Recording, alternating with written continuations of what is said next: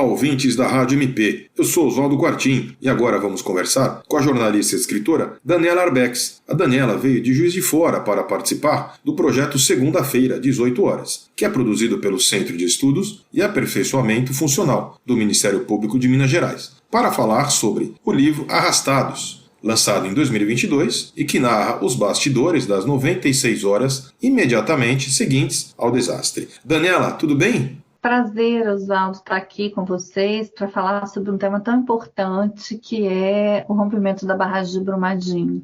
Vamos começar falando sobre essa relação muito íntima do Ministério Público com o desastre de Brumadinho, assim como com todos os outros desastres ambientais que ocorreram em Minas nos últimos anos. Qual foi a contribuição que a instituição fez para a apuração deste livro, Daniela? Então, na verdade, eu falo sempre que assim, um livro ele precisa nascer para você, né? Que nem sempre é o jornalista que escolhe as histórias que ele vai contar. Às vezes ele é escolhido pelas histórias e acho que precisa ser assim, porque o processo de apuração de um livro tão denso e tão importante quanto esses livros-reportagem, eles são processos muito longos, né? E que exigem um mergulho muito profundo em realidades muito adversas, enfim.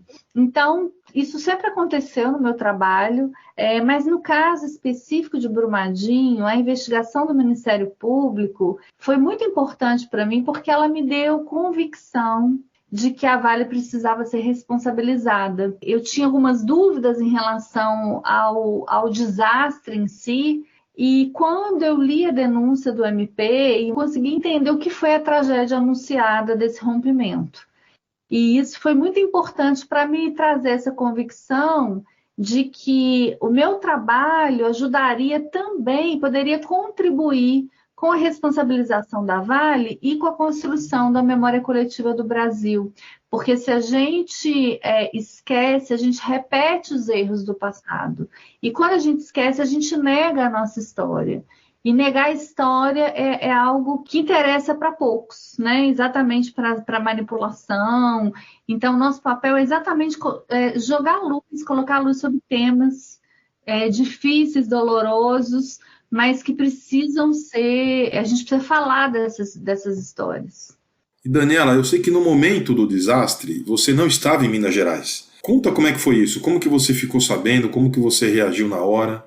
Então, eu tinha ido no dia 25 de janeiro de 2019, eu estava em Porto Alegre, tinha acabado de desembarcar no horário do almoço, a barragem se rompeu ao meio-dia 28. Eu tinha desembarcado no aeroporto de Porto Alegre porque eu tinha combinado com os pais que perderam os filhos na Boate Kiss, que eu passaria com eles o 27 de janeiro, que é quando completaria os 6 anos do incêndio na boate. Então, eu cumprindo esse acordo, né, que eu tinha feito com eles, eu tinha dado a minha palavra que eu passaria essa data com eles, eu viajei para lá e eu estava dentro do ônibus que me levaria para Santa Maria, são 5 horas de viagem, quando eu li no site de notícia a primeira denúncia sobre rompimento de barragem. A primeira coisa que não dá para deixar de pensar é de novo, né? Já que Mariana tinha acontecido tão recentemente, em novembro de 2015. Mas ao longo do trajeto para Santa Maria, eu recebi um pedido pessoal, um direct no meu Instagram, de familiares de uma engenheira da Vale chamada Isabela Barroso Câmara Pinto, que naquele momento já estava sendo considerada desaparecida. E eles me pediam ajuda para localizar a Isabela e eu sabia que não tinha nada que eu pudesse fazer por ela naquele momento. Isso te dá uma sensação muito grande de impotência. E eu fiquei muito mexida de não poder, de dizer para eles que não tinha nada que eu pudesse fazer. Quando eles me mandaram a foto da Isabela, eu fui atravessada pela imagem dela, porque era uma menina muito jovem, vestida de noiva. E eu pensei, meu Deus do céu, quem é essa moça? Essa moça provavelmente é recém-casada, ou seja, tinha uma vida inteira pela frente. E eu falei para mim mesma, não, se um dia eu for contar essa história, a primeira família que eu vou procurar vai ser a família da Isabela, e foi isso que eu fiz. E foi uma ótima iniciativa sua, diga-se de passagem, porque agora nós temos o seu livro, né? E Daniela, conta como foi esse começo da apuração, finalmente chegando em Brumadinho, como foi esse início de trabalho? Tá, quando eu retornei, uma semana depois eu voltei para Minas Gerais, lógico que a primeira coisa que eu fiz foi ir para Brumadinho. Naquele momento eu ainda era repórter especial do Jornal Tribuna de Minas, onde eu trabalhei por 23 anos. E eu fui para fazer uma matéria, uma cobertura diária, assim, né? Uma cobertura do dia para aquilo. Ainda não era um livro, eu ainda não tinha essa pretensão. Quando eu cheguei em Brumadinho, eu encontrei uma cidade muito traumatizada. E eu fui percebendo aos poucos que também era uma cidade incapaz de entender o tamanho da tragédia na qual aquela cidade estava inserida. As pessoas estavam ainda sob o choque de todas aquelas perdas, não tinham iniciado seu processo de luto. Então, assim, eu me sentia quase que intrusa num lugar, num ambiente em que as pessoas ainda estavam absolutamente traumatizadas. E aí, o que aconteceu? Nessa tentativa de ouvir pessoas, eu acabei visitando uma família no Córrego do Feijão, cujos moradores tinham o tio, né, dessa família e o avô dessa família, né, eles estavam desaparecidos naquele momento. E eu conheci um menino chamado William, que na ocasião tinha a idade do meu filho, 8 anos. O William estava com fone de ouvido no ouvido. Quando eu cheguei, para puxar assunto com ele, eu perguntei: o que você está ouvindo aí? E ele disse para mim assim: nada. E eu fiquei muito impactada com aquilo, porque eu só então fui perceber que ele usava o fone de ouvido para não ouvir. Não era para ouvir, era para não ouvir o barulho dos helicópteros que todos os dias decolavam ali pelo céu de Brumadinho, transportando segmentos corpóreos. Então eu entendi o seguinte: nossa, esse acontecimento para essas pessoas, como é que essas pessoas estão enxergando isso? Se está sendo difícil para os adultos, imagina para as crianças. Isso foi a primeira coisa que me marcou profundamente e eu quis tentar entender como as crianças estavam enxergando aquilo. E foi muito surpreendente para mim, porque nos desenhos que as crianças atingidas faziam em trabalhos de acompanhamento dessas crianças, tudo tinha ficado marrom, até o Bob Esponja, sabe? Então, assim, como que a vida dessas crianças foi atravessada também por esse evento. Mas muito mais do que isso, eu fui percebendo que os adultos também tinham medo. E tinham medo de falar naquele momento sobre o que estavam vivendo, porque estavam dependendo da Vale até para comer. Saíram de casa, os que conseguiram sobreviver ficaram só com a roupa do corpo, sem documento nenhum. Então, eles dependiam da Vale para sobreviver. E aí eu entendi que eles tinham medo de dizer alguma coisa que desagradasse a mineradora. Em função disso, eu entendi que não era hora de entrevistar aquelas pessoas, que eu precisava deixar aquela cidade, viver, iniciar a vivência daquele luto, e eu me afastei, porque aquelas pessoas iam precisar de mais tempo. E aí eu retornei um ano depois. Foi mais ou menos esse foi o processo.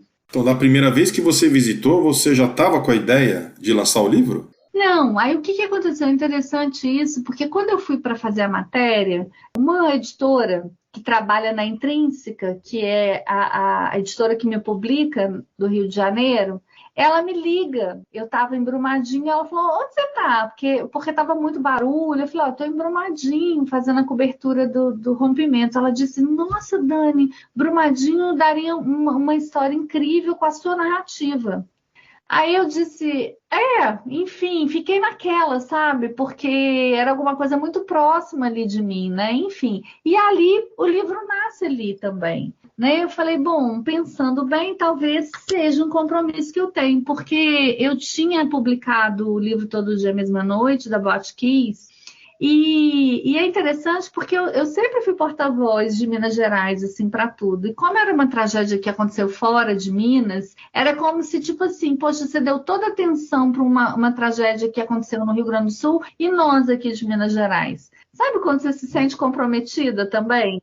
Então eu me senti um pouco cobrada também. E aí e as coisas foram acontecendo dessa forma, mas foi um trabalho difícil, porque mesmo eu tendo voltado um ano depois, as famílias ainda estavam muito traumatizadas e muito desconfiadas.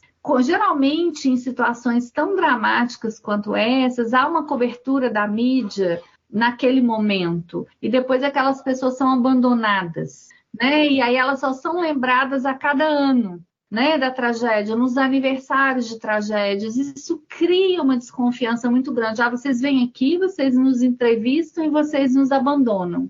Então, essas pessoas também estavam muito desconfiadas. E aí eu precisei me aproximar das pessoas que os moradores confiavam, que já tinham construído uma relação de confiança, que foi os bombeiros e os médicos legistas do IML. Isso já está me soando interessante. Conta para mim. Porque, assim, na verdade, e é super compreensível, né? Porque eles estavam com essas pessoas desde o primeiro dia. Então, havia uma relação de muita confiança. E eu entendi que eu precisava, me aproximando deles, talvez eu conseguisse chegar junto a essas famílias. E as portas foram se abrindo. E foi assim, eu falo que cada livro é um processo diferente. Não tem uma fórmula pronta, até porque jornalismo não é fórmula pronta. Jornalismo é vivência, é a rua, é o trabalho de campo, é a empatia, o que você constrói individualmente com cada pessoa. Então, assim, não dá para dizer que eu sempre fiz assim. Não, eu tive que aprender a fazer diferente. E aí, para buscar um caminho diferente, eu entendi que esse era um caminho que talvez me aproximasse dessas pessoas, porque era natural que elas não confiassem em mim, elas não me conheciam, não é? Então, foi assim que as portas começaram a ser abertas. A gente vai fazer agora um intervalo rápido e a gente já volta com a entrevista da Daniela Arbex. Mariana 2015 e Brumadinho 2019. Os rompimentos das barragens da Samarco e da Vale provocaram tragédias que marcaram não só os mineiros, mas o mundo todo. Além das muitas vidas que foram perdidas, os impactos socioambientais causados por essas tragédias foram enormes e muitas questões seguem indefinidas. O MPMG permanece com atuação firme e constante em busca da indenização total das famílias das vítimas fatais, indenização dos atingidos, reparação integral dos danos ambientais e responsabilização criminal dos causadores dessas tragédias. Ministério Público de Minas Gerais. Em todo lugar, ao seu lado. Siga a gente nas redes sociais. Procure por MPMG Oficial. Para mais informações, acesse mpmg.mp.br. Voltando agora para a nossa entrevista com a Daniela. Daniela, como surgiu a história do nome do livro, Arrastados? Então, é interessante, as pessoas pensam assim, que arrastados por conta do óbvio, né? Que tudo foi tirado de lugar. Mas o Arrastados, o nome do livro, ele nasceu dentro do IML de Belo Horizonte. Eu fui para o IML para ficar um dia, para fazer uma entrevista de praxe, né, com os legistas. E eu acabei ficando um ano. Porque o que eu encontrei dentro do IML era algo que eu nunca tinha visto. Não só em técnicas de identificação muito avançadas, mas no comprometimento daqueles profissionais com essa história. E essa empatia ela é necessária para tudo, né? E esse exercício de humanidade que os legistas mostraram me comoveu profundamente. Então, quando eu chego no IML, uma das coisas que me mexeu demais comigo foi a descoberta que os legistas tiveram já no primeiro dia da tragédia, quando os primeiros 5 segmentos corpóreos, né, em tese 5 corpos foram tirados da mancha de lama e chegam no final da noite no IML, vocês perceberam que ninguém ia poder ser identificado pela cor da pele. Porque em função do arrastamento que aquelas vítimas sofreram, todas perderam a camada superficial da pele que dá a coloração aos corpos brancos e pretos. E o subcutâneo, que é branco, ele ficou visível em todos os casos. Então, esse simbolismo de que aquelas pessoas ficaram iguais na morte me tocou profundamente. Então, Arrastados nasce desse simbolismo, né? Dessas pessoas terem ficado iguais à morte. E que trabalho investigativo que você fez profundo, hein, Daniela? A gente vê cada coisa nesse tipo de trabalho, não? É impressionante naquilo que aquelas pessoas foram transformadas, né? É mais comovente perceber que algumas das vítimas chegaram no IML com capacete de proteção, todos os equipamentos de proteção, com óculos, o capacete, com o protetor de ouvidos. Então, assim, eles estavam trabalhando e eles não tiveram a mínima chance de se salvar. Aliás, esse termo autossalvamento é absolutamente cruel, porque a Vale sabia que num caso de ruptura num caso de ruptura hipotética, que eles teriam segundos para se salvar, é impossível, né? Então, assim, essa zona de autossalvamento, isso é uma coisa mais fictícia, mais fake que existe. Porque a chance de autossalvamento é mínima, ainda mais diante de um tsunami de lama que se rompe a 108 km por hora, né, que forma uma onda de 10 metros de altura e as pessoas não tinham nem para onde correr. Então, algumas foram surpreendidas, não tinham que ser feito ali. Né? É muito comovente você pensar. E você pensar que só 2 minutos depois desse rompimento, essa mancha de lama, esse tsunami, ele rompe os limites da mineradora sem alerta, porque a sirene não estava operacional, e ele atinge a comunidade do Córrego do Feijão.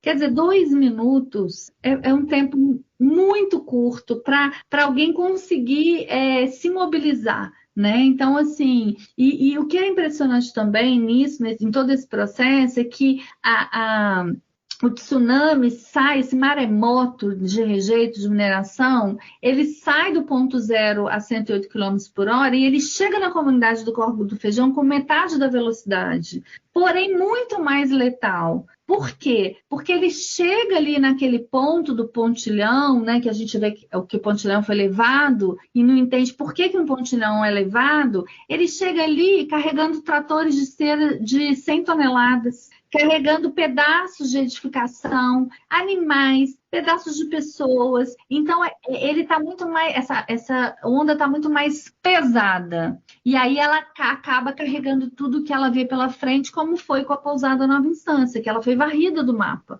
E eu não consegui entender como que uma pousada é varrida do mapa, né? É varrida do mapa por conta dessa densidade dessa lama, né, que chega ali, e aí tem um vídeo que é muito impressionante, que eu até exibi na palestra que eu dei, que é quando você vê um córrego como o ferro-carvão ser transformado em mar de lama, literalmente, assim, é um maremoto, é muito impressionante. Detalhes que você nos passa de só quem esteve lá que sabe. Chegando aqui à parte final do nosso bate-papo, Daniela, eu quero saber de você, por favor. Você que é mineira de vida toda, né, nascida no nosso estado, a gente vê pelas suas características e amor que você descreve em Minas Gerais. Você mora ou passa em algum lugar que tem alguma barragem por perto? Como que a produção desse livro te atingiu? Você se sente segura hoje em dia no estado? Na verdade, assim, eu sou mineira de tudo, né? De nascimento, de coração, de alma. Não tem nem como tentar mentir a minha origem, né? Porque a minha fala, né? Eu sou toda envolvida de mineiridade, né? Agora, eu acho que a gente não precisa estar perto ou próximo, morar próximo de uma barragem para sentir na pele, primeiro, que os moradores de Brumadinho sentiram. A gente é humano e, como humanos, a gente precisa exercer a nossa empatia. Eu falo sempre que a dor do outro dói mais quando ela é ignorada. Então, a gente tem que exercer a nossa empatia como ser humano. E vai muito além de você estar perto ou longe. Porque, na verdade, esse modelo de mineração em que você prioriza o produto ao invés da vida humana, né, em que o foco é só o lucro, o resto são autorias, eu falo que são danos colaterais, né?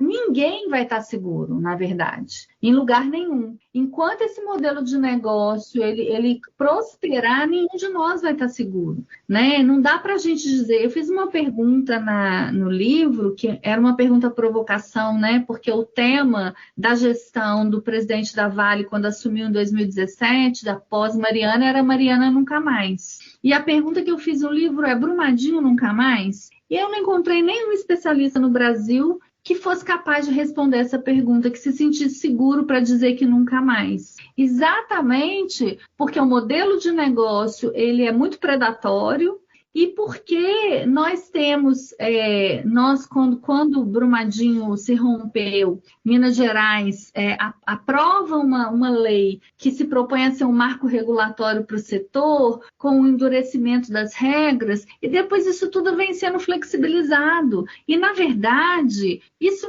não é um problema de Minas Gerais, é um problema do Brasil, sabe por quê? No Rio Grande do Sul, quando veio o incêndio da Boate Kiss, se criou a Lei Kiss exatamente também como marco regulatório, com exigências e endurecimento de regras, e ela depois foi sendo retalhada, sabe? E flexibilizada, como a nossa lei Mar de Lama Nunca Mais.